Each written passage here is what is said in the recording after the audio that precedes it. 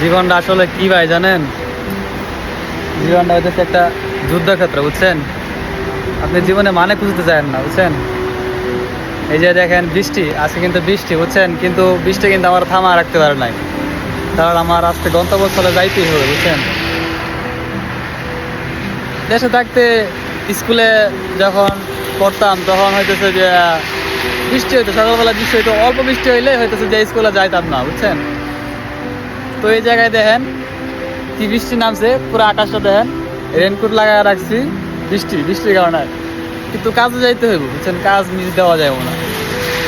তো আপনি যদি জীবনে মানে খুঁজতে যান তাইলে আপনি অনেক কিছু শিখতে পারবেন, বুঝছেন? বাসায় থাইকা বসে থাকলে কোনো কিছুই করতে পারবো না জীবনে। আপনি যদি জীবনে সফল হইতে চান বা সফল হওয়ার চিন্তা ভাবনা আছে এরকম থাকে, তাইলে আপনাকে দৌড়াইতে হইব, জীবনের মানে খুঁজতে হইব, জীবনের পিছনে দৌড়াইতে হইব।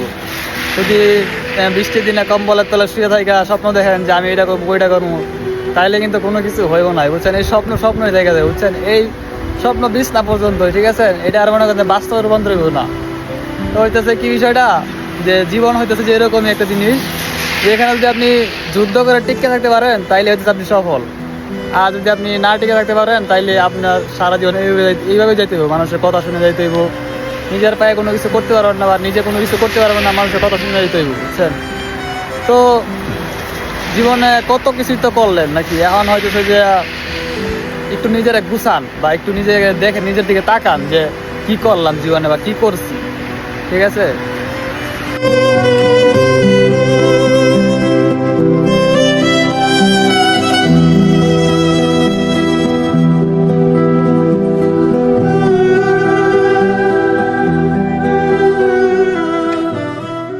আরেকটা কথা হইতেছে কি হইতেছে যে মানুষ সব সময় আপনাকে ভালো জিনিসটা দেখাইবে, বুঝছেন? এর পিছনে যে কি গল্পটা আছে বা কত কঠিন পরিশ্রমটা আছে এটা কখনো দেখাইবে না, বুঝছেন?